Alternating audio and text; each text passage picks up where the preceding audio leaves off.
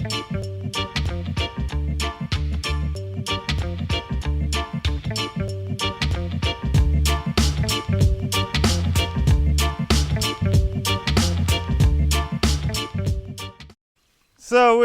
we're gonna move these first. We normally move in the pens first and finishing with these.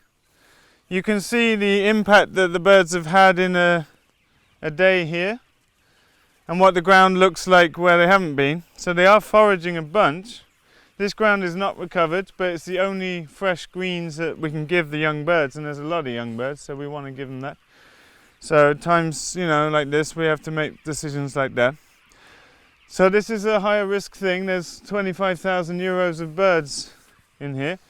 And so just bear that in mind as we do this, like, because we're pulling heavy things over the top of very small fragile birds. And anytime you squash a bird, there's 30 euros, disappeared. So it's a little bit more high risk, but I like this because the whole intention of the model is giving the birds 30 or 40% more space and less work to move them.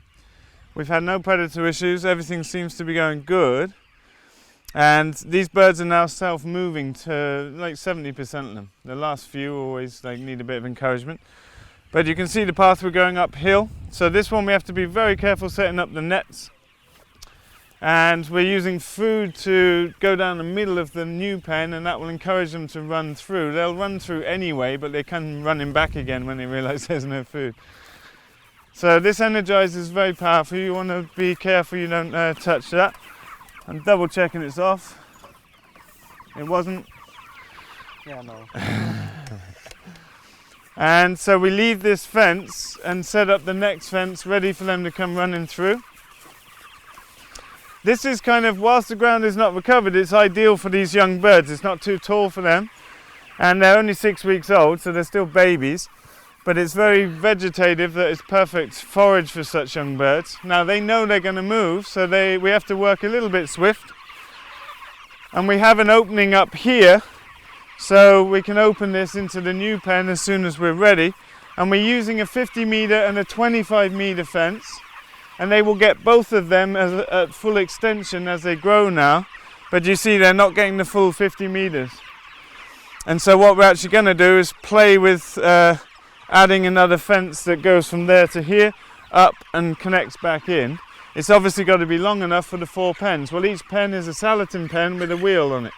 So it's 4x3, so you can see it's 16, 17, 18 metres. So we've got to know we have 18 metres. In this case, I think we're going to take a 25 metre from here to here and bring the end of that fence to meet it. And it'll be just long enough to get all the pens in. So we lay the fence out and then we get it up as quick as we can. They might start crashing the fence soon because they know we're going to move. They know the ground's good over here. You see they're foraging. And there's no electric in the fence, so let's get going. We'll take this bit away as we let the birds through, but we need to know it's in the right place. So this is where it starts. And so when we get 2 sections across, then you can head 90 degrees that way. So someone can follow Lucas and start putting that up. I'll take this out of the way. And we can take these 2 bags of feed and we want to put them down the middle here in a long line. And the reason we're doing it precisely in the middle is then we can pull the pens over the top of the birds who are going to be focused in on eating food. So nice and evenly, you'll start in the middle and you can see how long it is. You want to be in a straight line here. And we're using the old fence to create a guide for them. I would put it on the inside maybe. And so you see the birds become self-moving and then we just start unlocking the wheels. They have a little screw through the spokes to stop them moving. And then we have to come along and carefully move the pens over them without squashing a bird. Now this must be done, it can be done swiftly, but it must be done well, because if you run over a bird, you kill it. Basically, it'll die of internal bleeding.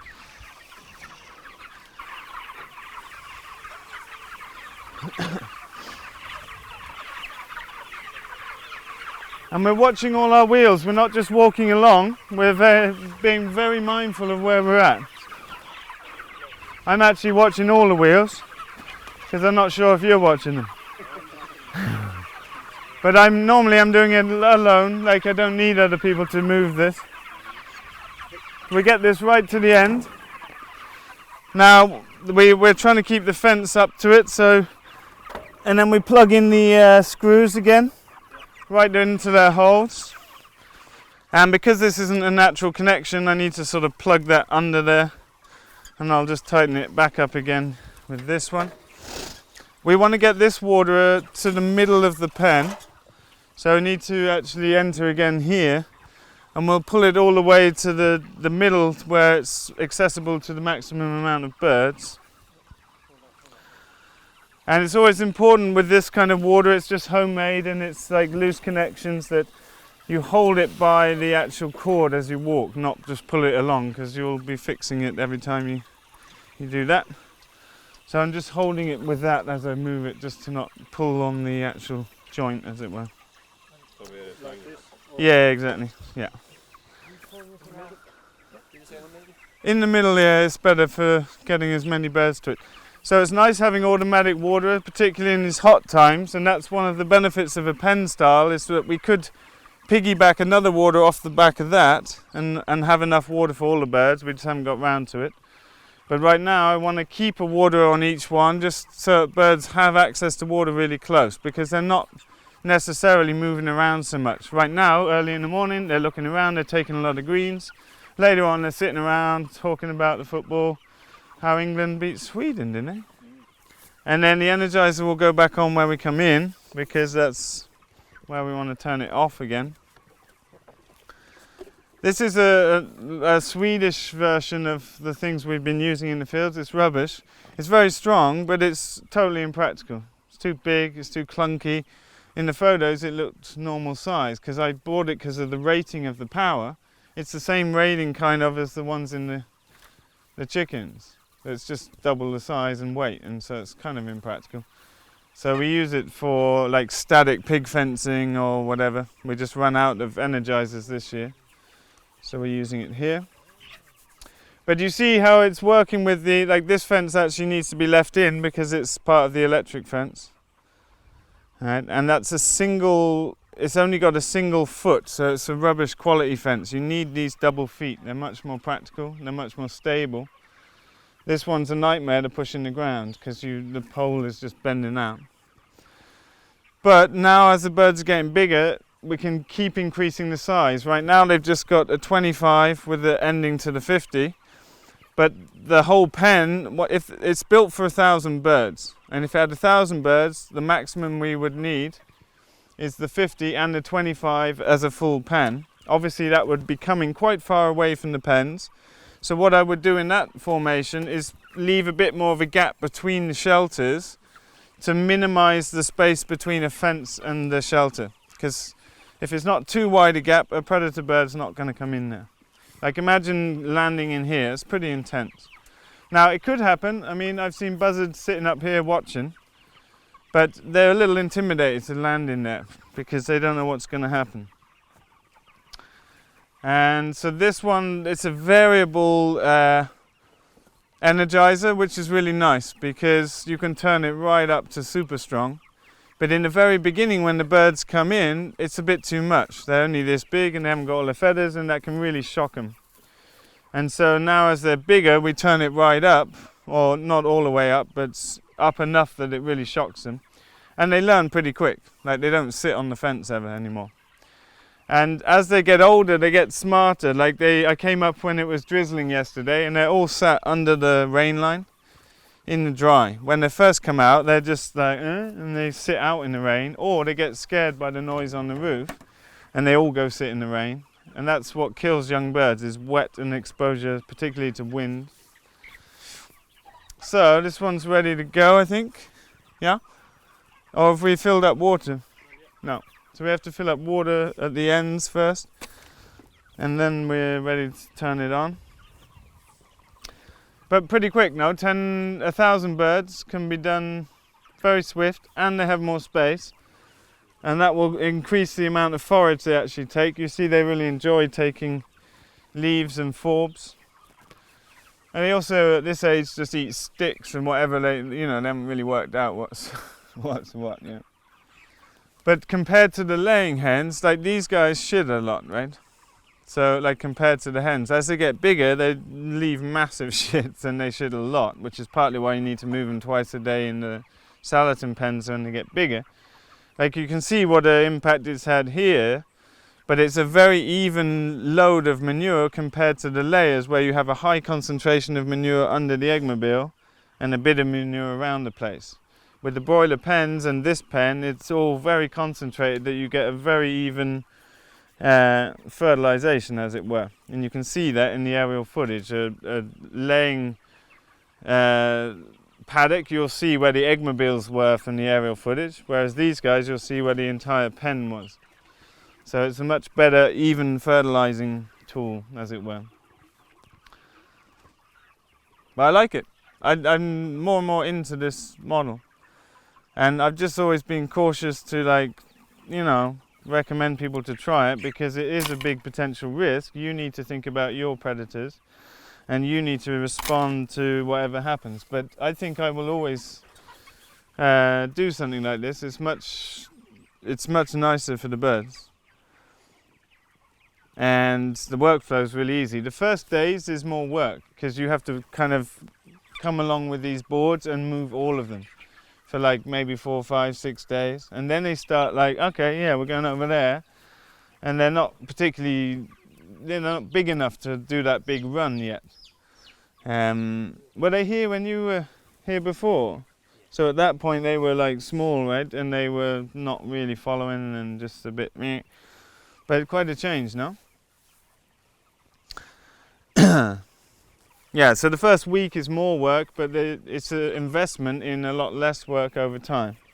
And the birds get a bunch more space when they get their full netting. So the amount of space a bird needs is based on a full-grown bird, right? When they're young, they don't need that much space because they're not moving around much. They're tiny still. So we're increasing the paddocks as the birds grow. Right now, I'm happy with this size. But we've got this situation where we were using a 50 and a 25, and the reason we're doing that is we always want an opening for the next day, as it were. So if you can't do that with two 50s, it's too big a fence. So we've bought 25 meter fences just for this, and that allows us to always have a gate to join the next one with a gate and have a gate for the next. You know, you need a gate at both ends, otherwise it doesn't work. So this is this model, you should think of it as a 1,000 bird model with a 50 and a 25 meter and 4 pens.